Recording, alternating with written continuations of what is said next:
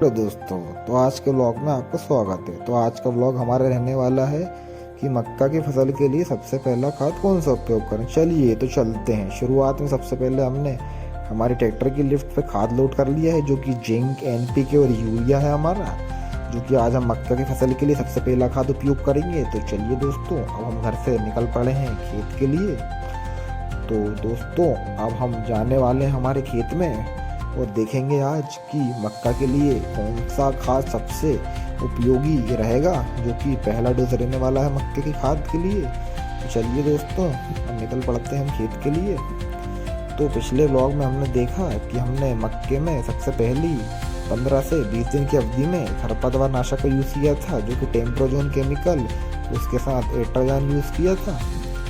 और आप देखेंगे कि उसमें क्या रिजल्ट रहा है। वैसे तो एक बात बता दूं, हमारे खेत में बर्रू भी था, लेकिन बर्रू के लिए टेम्प्रोजोन केमिकल में यूरिया मिलाना आवश्यक था, लेकिन हमने जानबूझ के उसमें नहीं मिलाया यूरिया। तो देखते हैं कि सादा टेम्प्रोजोन केमिकल क्या असर कर पाया है कि नहीं बर्रू पे, और छोटी पत्ती बड़ी पत्ती का खरपतवार नाश हुआ है कि नहीं। तो चलिए दोस्तों, सबसे पहले अपन वही देखेंगे, फिर उसके बाद खाद डालेंगे मक्के में। तो दोस्तों, अब हम खेत में आ चुके हैं दोस्तों। जैसा कि मैं बता दूं, तो सबसे पहले अब हम खेत का थोड़ा भ्रमण करेंगे, देखेंगे कि खरपतवार नाश हुआ है कि नहीं।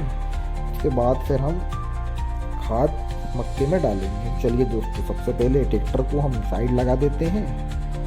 तो जैसा कि दोस्तों, अब हम ट्रैक्टर को साइड लगा देते हैं और थोड़ा खेत का भ्रमण कर लेते हैं। जैसा कि आप देख सकते हैं कि ये रहा हमारा खेत, जिसमें पिछली बार हमने खरपतवार नाशक का यूज़ किया था। और आप देख सकते हैं कि 50% कचरा मर गया है और 50% अभी बाकी है। जो हरा हरा वो आप देख रहे हैं, वो बर्रू है।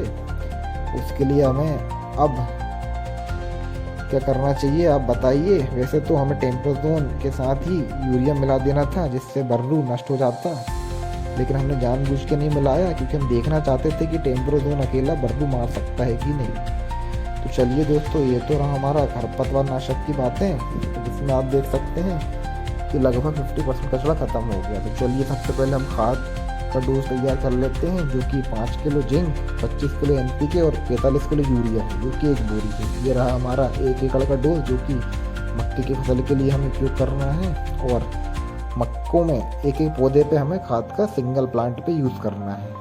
डायरेक्ट छिड़काव ना करें, पौधे पे एक एक पौधे की जड़ों के पास में यूरिया डालें। पौधे के ऊपर भी नहीं डालना, इससे पौधा जल जाएगा। और दोस्तों, आप वहाँ देख सकते हैं जहाँ पर हरा रहा है वहाँ बर्रू है, और यहाँ पर 50% कचरा मर चुका है। तो दोस्तों, ये रहा आज का व्लॉग हमारा, जिसमें हमने मक्के की फसल के लिए जिंक, एनपीके और यूरिया का उपयोग करा। आशा करते हैं आपको ये व्लॉग अच्छा लगा होगा। तो आज के व्लॉग में इतना ही। अब मिलेंगे हम नेक्स्ट व्लॉग में, तो चैनल को सब्सक्राइब करना ना भूलें। तो दोस्तों, चलिए अब चलते हैं।